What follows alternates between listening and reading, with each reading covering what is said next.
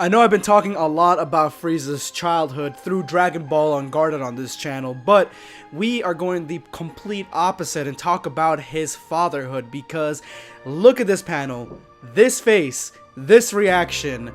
This panel showcases exactly what a dad face is and exactly what a dad face reaction looks like, because I have 3 boys and this is it. Universe F, you nailed it.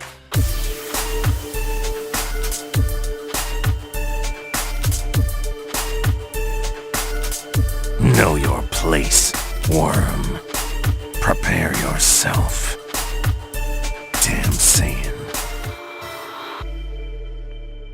This Dragon Ball fan manga is called Universe F, and it takes place in a universe that I guess Goku didn't bump his head, and that's all the explanation we really get. It basically is a story about Frieza's fatherhood, and we have other characters in here, some of which are not part of the Frieza Empire in the main canon, but in here they are. And the first thing I want to take a look at here is the artwork, and more specifically, it's colored. Now that's extremely rare for a Dragon Ball fan manga to have the entire thing colored, and to this level. I mean, the art style, the artwork is already great on its own in my opinion, but it's the colors that really reach out to you and make you want to continue reading it. Like, every panel of this is beautifully colored, and they vary from reds to purples to greens. It's just really well done, and I cannot explain how happy I am to finally see something like this, because a lot more fan mangas, if they have the resources, should be doing something along these lines, at least a few colored panels, so that way we can see it. I know a lot of the fans of the fan mangas color the panels on their own, but I think that if you color some of these, they would look fantastic and really stand out from the rest, and this Dragon Ball fan manga definitely does. The next thing you notice while you're reading this is that this doesn't really read like a manga really too much. I mean, of course you're going from left to right. Most fan mangas do that. Only a few of them stick to the Japanese style, but the main thing I gotta focus on is that the panels, the way they're laid out, they read much more like a graphic novel, like a comic book. And I like the change of pace in this, because I am a comic book reader. I do read comic books. I'm a huge Marvel fan, a huge DC fan, Dark Horse Comics, all that stuff. So I definitely appreciate that they took the time to kind of make this look a little bit differently than other Dragon Ball fan mangas might. Now we start out looking at Kuriza, and he looks exactly like Frieza, except his head looks kind of like a chestnut a little bit. And so he's drinking his drink similar to how Frieza's always drinking his wine and just chilling there, and then these Saiyans come up and they have this altercation, this back and forth. Now the main Saiyan that Frieza seems to be a rival with, his name is Vegeta, or Prince Vegeta, and originally I thought that this can't be Vegeta from Dragon Ball Z.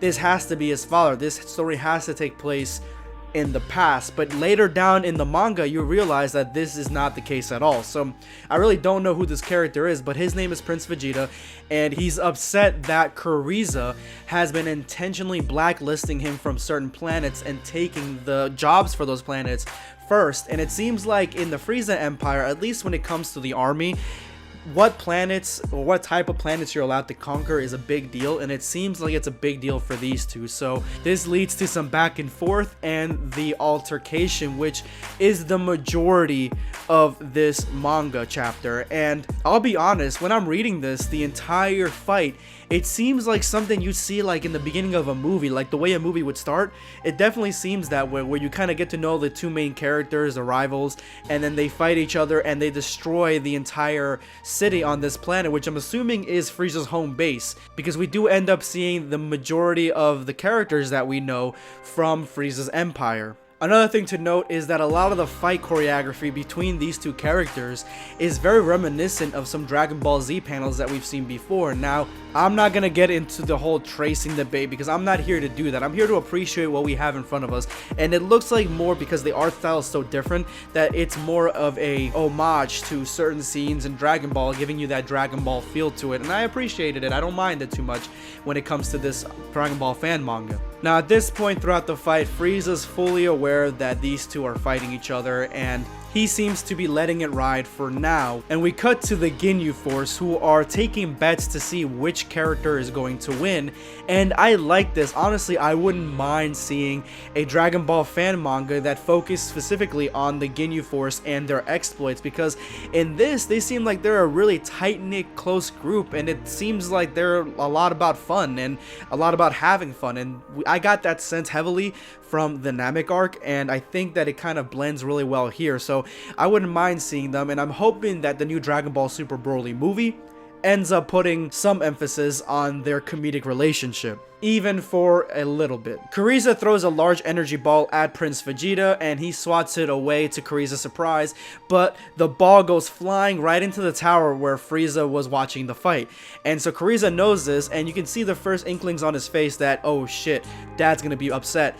And it really goes well with what happens at the very end of this chapter. So, of course, Zarbon, Dodoria, and Frieza are not hurt, and they both want to break up the fight, but Frieza's like, do you really think that I need you guys to go and break up this fight? One word from me and all fights stop. And just from this panel alone, it seems like Frieza's like so much older, so much wiser, more of a dad figure, a father figure than in other incarnations that we've seen. Specifically Dragon Ball Unguarded, or even the Dragon Ball Minus portion of the Broly movie. We then cut to one of the most fascinating portions of this fan manga, and we see Vegeta and Tarble, I believe his name is, his brother, and Nappa, and they're all watching this Saiyan that looks like Broly. He even has green energy, murder, and annihilate Cybermen.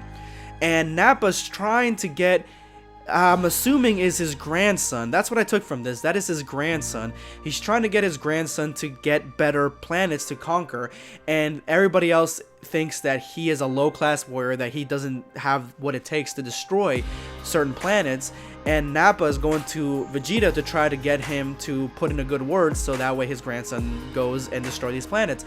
But Vegeta is not impressed with the level of skill that he's presenting here, and this character looks like Broly to me, but he's Nappa's grandson, and yet he's got the Broly power. So I'm pretty sure the writer and the creator of this is kind of pushing more to this later down the line. He's going to have more emphasis on this as the story goes on, as more chapters get developed, because this character definitely seems like a character that we have to look out for later down the line. And that's when we get, well, hello there.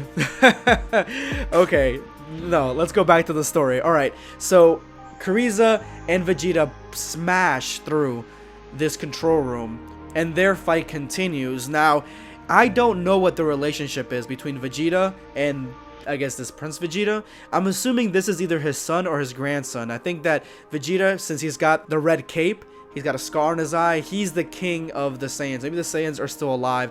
It seems like they're still kicking in this universe, Universe F. So the fight between Prince Vegeta and Kuriza is about to conclude with, of course, a beam struggle, one that Prince Vegeta caught Kuriza off guard with by using a Gali gun. Again, he's definitely has to be related to King Vegeta. I'm assuming this is King Vegeta at some level. But Kuriza's power is far stronger than that, and he ends up winning this confrontation.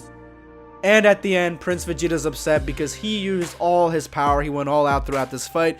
Kuriza obviously did not, and so Kuriza grabs him, and he's upset because he doesn't understand, why would you like to see my entire power? Why do you want to see my full power? He doesn't understand the differences between Saiyans and whatever race Kuriza is. Frost Demons, Arcosians, whatever you want to call them. And at this point, we get my favorite panel of this chapter, and it is the dad face. Of course, Frieza is upset that he destroyed so much of the city slash planet, and that's probably going to take a good toll of money to fix. And you know, this is still an economy, this is still a government. No matter how powerful you are, he still needs people to fix these things.